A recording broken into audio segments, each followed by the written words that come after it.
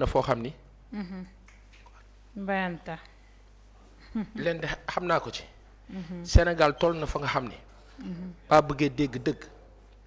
baa bëggee dégg dëgg. ah faw nu taxaw nag. Socé. gré à gré bi ne ci réew mi bare na.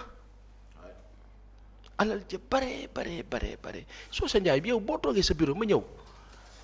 nga jox ma marché wu 150 milliards wala 175 daa mel ni daa am ko nekk ci ligne bi. Oui.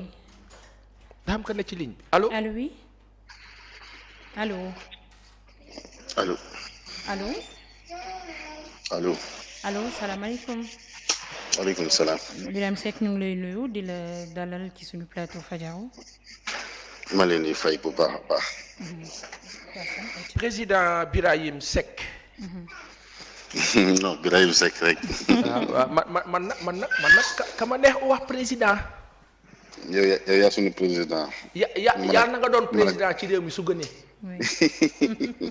ak ñaan la. yeneen bàyyi sax du benn problème fi mu nekk nii. nu borom forum civil. waaw. nu ngi laa nuyu ba baax. soldaaru forum civil. ma ne soldaaru forum civil. jàmm forum civil waaw d'accord na. ziar nañ la ba baax.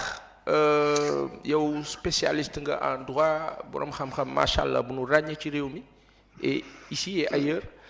nu dégg démb defe naa nga génn wax ci li concerné ay règles ak articles yu bees yu dugg ci biir code des marchés. ñu facilité daanaka niñ ko tuddee entre guillemets enrichissement d'entreprise am daal ñoo xam ne dafa mel dañ leen defal ay faveur nga àddu ci est-ce que mën nga nu wax exactement loolu nan la tëddee. jërëjëf Baye Assane ci opportunité bi nga ñu may pour ñu mën a wax ak àdduna ci li nga xam ne moo xew Sénégal jëm ci wàllu code des marchés xam nga bu ñu nee code des marchés mooy alalu réew mi ñëpp a ko bokk te bu ko ñëpp bokkee dafa am ay principes yoo xam ne moom moo ko tënk. principe bu transparence principe bu égalité de traitement maanaam alal jooju alal Sénégal Baye Assane Ahmed Aïdara ñoom Mami ak ñeneen ñëpp ñoo ci bokk yem dem képp koo xam ne da nga ubbi sa entreprise bëgg ci alal jooju noonu dañ ne comme ñëpp ci yem nañ def appel à concurrence maanaam nañ def jongante pour xool kan may proposer loo xam ne moo gën ci alal réew mi pour ñu jox ko nga xam ne alal réew mi dina yaxal teg ci li ñuy jox également dina nekk qualité loolu mooy fondement loolu mooy base wu code des marchés principe transparence principe économie ak principe égalité de traitement des candidats loolu nag bu ñu ko tëjee Sénégal daf ci am benn yoon bu gudd boo xam ne daf ci jaar depuis 1960 mun naa sax avant 1960 parce que déjà à partir de 1946 les premiers arrêtés yi Sénégal am na ko. di appliquer 1946 laa wax di appliquer ay achats au public Sénégal société civile secteur privé constaté ne alal réew mi ni ñu ko doon yoree ci état bi di ko caxatee jaaduwul yoon moo amoon benn commission bu fi nekk bu tudd commission nationale des contrats de l'administration ñu loge à la présidence de la République. Société civile secteur privé xeex bañ génnee CNCA lu ñuy wax commission nationale des contrats de l'administration bi présidence andi kuréel bu bees bu tudd lu ñuy wax ARMP muy autorité de régulation des marchés publics yàlla def premier conseil de régulation bi ñu installé ci Sénégal à partir de 2007 yàlla def ma bokk ci ak sama yeneen naataango maanaam ARMP dañoo bokk ci ñi nga xam ne dañ ko taxawal jëmmal ko loolu sunu participation la rek ci Sénégal lu ko ënd mooy fexe ba nga xam ne nu ñuy jëndee dafay jaar yoon. alors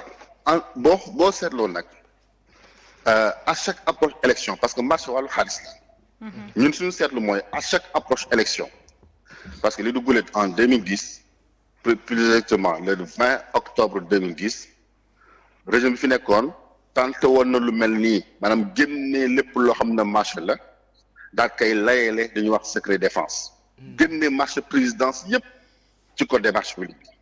en 2010 laa lay wax donc élection yi ñëwoon présidentielle mooy 2012 donc 2010 2011 2012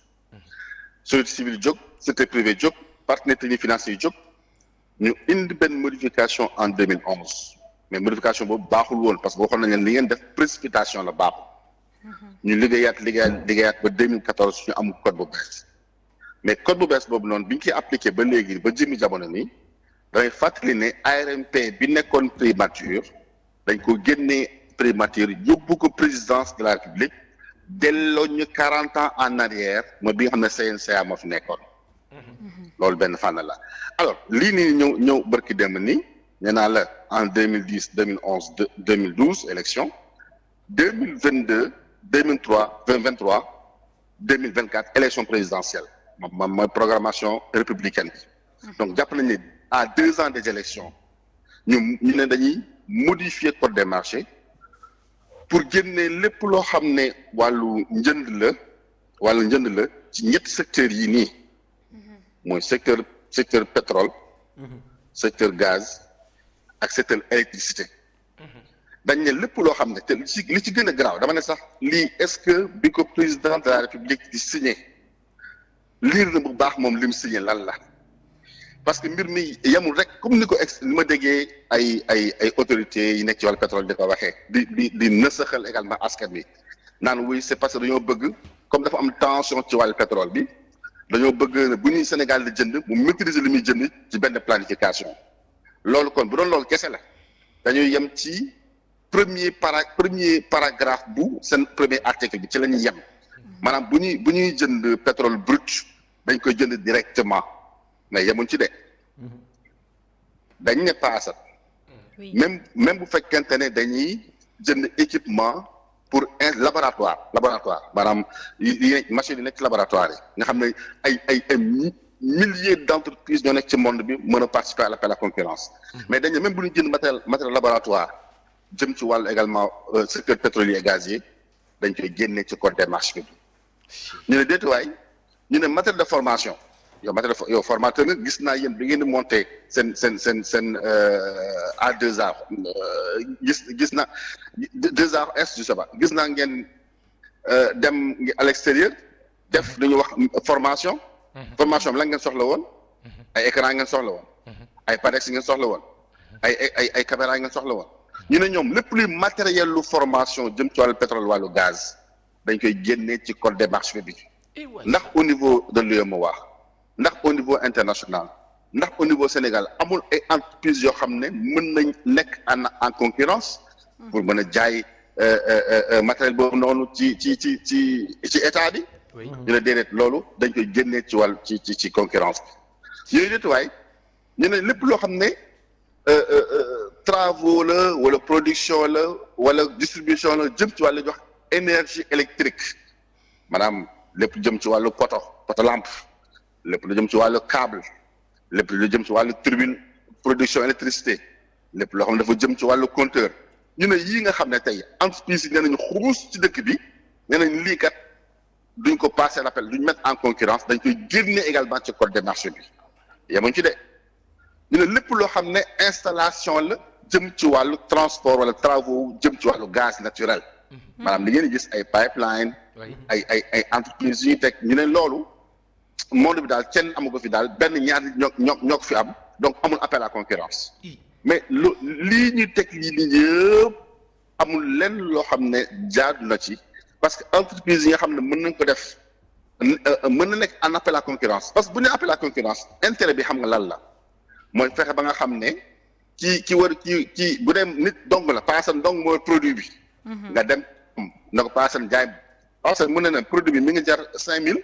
alors que en réalité bu ñu defee en appel à concurrence produit bi mën na jar pour la même qualité produit bi mën na jar 1000 francs ñoom ñu ne déedéet dañuy dem jëndee lu leen neex jëndee ko ci ku leen neex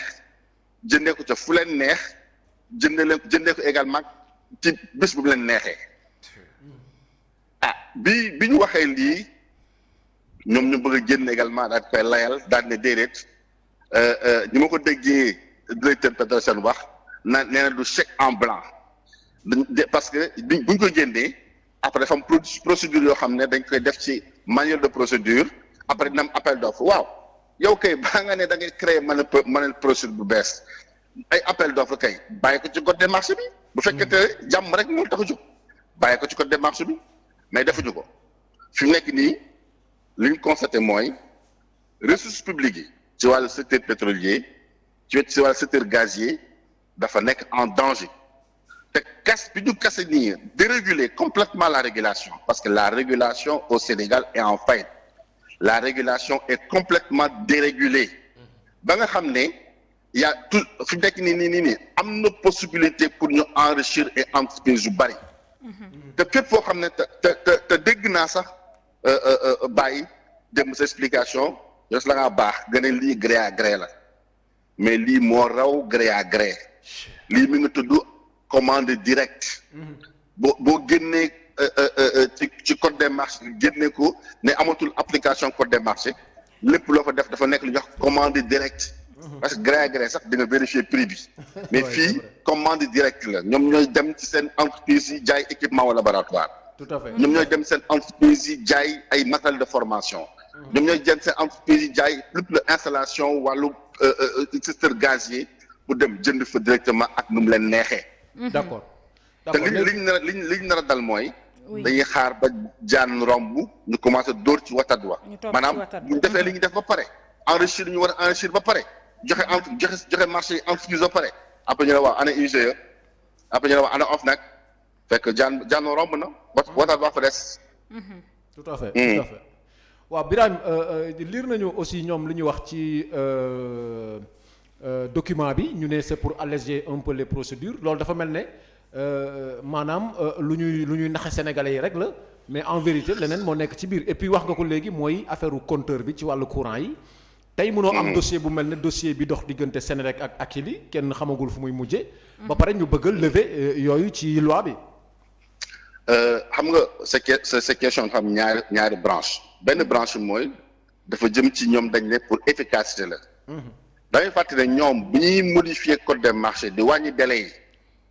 damay wax ne du lu guléet de ñoom bi fi président de la République Macky Sall di doog a ñëw dañoo ñëw rek attaqué code des marchés publics bi ñun forum civil ñu ne monsieur le président de la République li nga bëgg a attaqué code des marchés publics mayu la nga def li nga bëgg a def parce que marché public wàllu planification la donc planifier former ses experts ñu passer le say marché nga am ci deux gains am ci gain politique am ci gain transparence mu ne déedéet nañ fexe ba dagg lépp loo xam ne délai la ci biir code des marchés publics wàññi seuil de passation yi wàññi seuil de contrôle yi pour mën a gaaw moom moo ko waxoon de donc ñoom njëkk nañ tenté benn étape boo xam ne dañ ne dañoo yeex dañoo war a gaaw waaw léegi nga ñëwaat encore une fois nga ne damaa yeex ba léegi ça veut dire que yow xamoo fi nga jëm ça c'est vrai ça veut dire que yow li nga bëgg a def xamuloo ko ça veut dire que kon yow maîtriser woo li ngay utiliser fàtte nañ ne daggoon nañ ay délai de passation yi daggoon nañ ko délai d'approbation yi daggoon nañ ko délai de contrôle de la DCMP daggoon nañ ko wàññi également yenn structures yi créer ay procédures yu bees ñoom ñoo ko def ci code des marchés bi 3 types de façon DRP li ñuy wax demande de renseignement et de prix lañ créé ci biir code des marchés bi alors que benn la woon loolu bref loolu benn question la pour dire que wàllu efficacité wàllu célérité bi ñuy wax nekkul loo xam ne dëgg la nekkul loo xam ne nekk la ci yoon loolu ay voilà nekkul loo xam ne lu dëgg la beneen bi mooy wàllu Akilee damay fàttali Sénégalais mais Akilee bind naa ci livre damay ñaan Pa Assane bu génnee ko soit bu damay libéré carte l'Harmattan wala boo fekkente ne diggante dinaa ko jox livre bi nga xam ne bind naa ko ci wàllu Akilee war na leen contrat bu bon la waaye xam nga tax mbir mi di jóg parce que daf ci bëri ñoo xam ne dañ ci laale dañ ci takk ba pare nekk di diriger biir Senelec tout à fait moo tax mbir mi di jóg c'est vrai te laalu rek nekkul rek biir Senelec même ñi doon teewal présidence de la République ci biir conseil d'administration bi ñoom seen responsabilité également dafa engagé moo tax mbiru Akilee bi nii di nga yàgg dégg mais doo si dégg leen loo xam ne mën na avancer du avancer parce que ñoom ñëpp ñu wër contrat bi ñoom ñëpp ñu defar contrat bi xam nañ ñu ko defaree dañoo wor askan mi xam nañ ñu ko defaree dañoo salfaañe alors réew mi xam nañ ni ñu ko defaree baaxul sama livre baa ngi fi tege te gisuguma koo xam ne également wedd na li ci wax parce que analyse yi ñu fa def ci kàttan yàlla analyse ci technique dañ ko sukkandiku amul lenn loo xam ne opinion la ay wax la droit la ak ay fait. Voilà. D'accord monsieur Seck. Ban lecture nga am sur la situation politique du Sénégal actuellement. waaw situation politique moom. bu ma ci naree wax damay ñaan ma ñëw ci plateau bi. parce que xam nga souvent waxu téléphone bokk nag wax boo xam ne da ngay wax nit ñi di la gis sa expression pour nga mën a comprendre parce que Sénégal dafa nekk dëkk boo xam ne dafa naqadee wax. boo fi waxee dëgg. soo waxee lu arrangé opposition ñu ne da ngaa far ci pouvoir bi. soo waxee lu arrangé opposition ñu ne dafa contre le pouvoir. soo waxee loo xam ne dafa arrangé le pouvoir ñu ne dafa contre l'opposition. loolu nag dañ koy assumer de ragaluñ ko de. ragaluñ ko amul lenn lu ñuy ragal ci wax suñuy position muy guddi muy bëccëg. bu fekkente ne arrangé na askan wi. képp ku yaakaar ne tey jii nii suñu position en tout cas forum civil suñu position dañ koy wax parce que dañoo bëgg a neex nguur gi wala bu neex opposition wala bokk dañoo contre nguur gi wala ñu contre opposition yaa ngi dóor sa loxo ci forum civil doxewul noonu de. donc dama leen ñaan question bi. bis bu ma ñëwee incha allah sa plateau. ñu toog on va évaluer cas par cas la situation politique du Sénégal. bu mu nekk la situation dans la scène politique. bu mu nekk au niveau des institutions l'exécutif et le législatif. bu mu nekk également le comportement ba citoyen war a am ci situation bi am nii. nangul nañ la ko. Birahim am nga dernière question. waaw Baye Assane. juste la dernière question. li nga fi wax ci wàllu code des marchés. waaw. fi mu nekk nii pour ñu rectifier le tir kan moo war a corriger loolu nguur bi fi nekk la actuellement wala nguur bu bees buy ñëw. xam nga souvent bu may wax les gens veulent dire que da ngay tirer ci président de la République alors que du loolu nañu comprendre ne suñu système politique. nu mu tëddee suñu constitution nu mu tëddee moo jox ay doole yu bari président de la République. pour firnde rek boo jëlee suñu constitution dafa am ñaari article yoo xam ne. dañoo fenkaloo boo article boo ko wëlbatee da lay jox contraire mon ami mooy article 67 ak article 76. article 67 moom mooy li ñuy wax domaine de la loi mooy pàcc yi nga xam ne moom la constitution jox assemblée nationale mooy assemblée nationale dafa ne ko yow lépp loo xam ne wàllu loi la yow lii nañ ko jagleel mooy article 67. article 76 nag mooy le domaine du règlement. maanaam lépp loo xam ne tey ci nii président de la République moo war a dogal dañ ne ko yow article bii mën nga sukkandiku pour dogal ko waxuma nag lépp loo xam ci wàllu ay loi d'habilitation loolu beneen fànn la. code des marchés décret la ci domaine du règlement la bokk donc ki nga xam ne moom moo mën a modifier le code des marchés mooy le kenn dong la muy le président de la République moom rek moom mën a dellu ginnaaw moom rek moom mën a yéen modification bi ngeen def ni baaxul naa si dellu ginnaaw moom rek moom mën a kat. yenn institutions yi nga xam ne elles ne sont pas soumises au code des marchés. naa leen dugal ci code des marchés bi maanaam conseil économique social bi nga xam ne fa laa nekk ak assemblée nationale bi nga xam ne elles ne sont pas soumises au code des marchés publics alors que alalu réew bi la ñuy utiliser. yaa ngi dégg li may wax. assemblée nationale Baye Assane. seetlul dafa benn seetlu mosoo gis benn rapport corps de contrôle bu jógee assemblée nationale. oui. du rapport IGE. du rapport cour des comptes. du rapport inspection générale des finances du rapport sax la commission de comptabilité bi nekk biir assemblée nationale moo tax député yi am liggéey parce que alal ji nga xam ne moom la assemblée nationale di utiliser que mu nekk député yi mooy l' assemblée législative que mu nekk également l' administration de l' assemblée nationale impôt sénégalais yi la te impôt sénégalais yi amul couleur ni ñu koy traité ci ministères yi di ko traité ci présidence noonu lañ ko war a traité également ci institutions yi rawatina assemblée nationale donc lan moo waral tey jii nii xaalis bi nga xam ne dañ koy jox administration assemblée nationale duñ ko soumettre au code des marchés publics ñu koy dépenser ñoom nu mu leen neexee même chose également au niveau du conseil économique social et environnemental te li may wax nii maa ngi koy wax depuis 2013 maa ngi koy wax France boo fa demee tey jii nii bi coow li amee ci wàllu assemblée nationale jëm ci soumission de l'Assemblée nationale au code des marchés publics bi débat bi amee dañoo saisir le conseil d'État daal di rendre décision en 1999 daal di ne assemblée nationale tu es dans l'obligation de soumettre au code des marchés publics parce que tu utilises les deniers publics des Français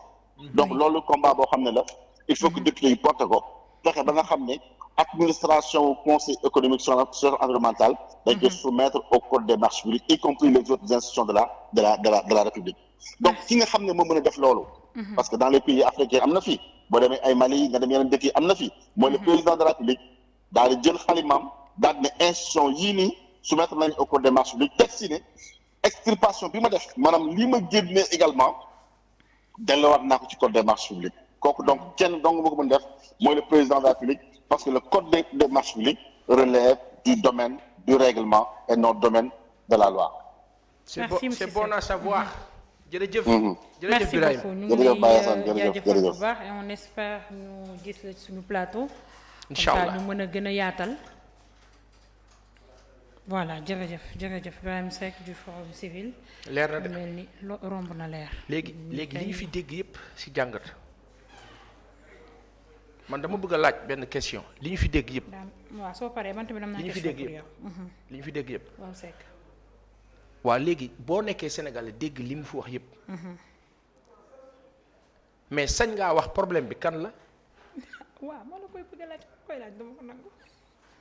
léegi soo waxee problème bi kan la. wala boog nga bañ a wax problème bi kan la sañ ngaa wax problème bi lan la. problème bi lan la ala nu état di organiser wu ak sincérité wu. gestion wu état bi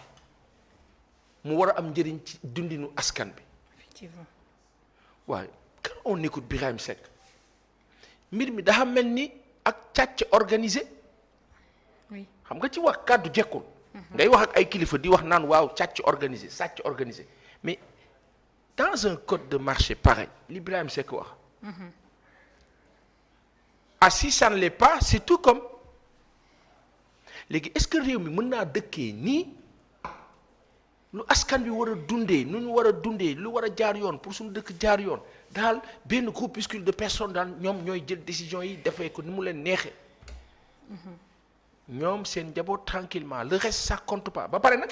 ne non bu ko fi kenn wax le président de la République du Sénégal moom moo am pour corriger le code des marchés mais président dimbali nu si li Birahim Seck wax wala boog nga recevoir Birahim Seck mu leeral la bu fekkee président indil nañ la ay këyit nga signé ñenn ñi nañu président yëgul lu bari président bu yëgul lu bari c'est dangereux bu fekkee yëg na ko tamit day nekk def lu ma neex c'est encore pire waaw mais loolu mais président Sall sur les OGM vous devez corriger président sur le code des marchés vous devez corriger président est-ce que mën nañ ci wax plus parce que bu président bi corrigé wu lu ñuy wax dañ naan problème bi non dañ naan problème bi kan la bu fekkee président bi nangul corriger il doit corriger parce que président dañu wax ne dañu toog ay kilifa ñu ne ñu est-ce que xam ngeen président Sall ni mu bëggee Sénégal ni mu xobee ci réew mi sénégalais yi nga xam ne ñu ngi ci mbedd bi di souffrir ñoom xam lu ñuy wax dañu ne président Sall dafa soxor dans la rue loolu il faut que ñu wax ko président Macky Sall mu dégg li nit ñi di wax qu'est-ce que les sénégalais reprochent au président boo waxee waa Benno Bokk Yaakaar ne la mais yan sénégalais ne parlez pas pour le peuple on parle pour la majorité dans la rue ñi mere Macky Sall dafa bëri lan moo tax ñu mere président Macky Sall donc le président doit être au courant que Sénégal yi dañ ko mere looloo tax seen ay candidature wala seen ay candidats ci députation bi ak la ci des mu jógee de 125 wala la ci topp à 82 yoo xam dañ ne da ngeen ko lijjanti monsieur le président amuñu leneen lu nu mën a wax lu dul président rectifier pendant qu'il est encore temps. En fait man bu ñuy wax qu'il faut vraiment changer le système. lii moo tax voilà il faut ñu changer. système carrément système du nit système la. pour que nit ñi mën a gis seen bopp ci réew mi. Fassane man OGM lan moo tax dégguma kenn ku jóge OGM yi non Alpha Diallo suba incha allah dinañ ko indi fii mu wax.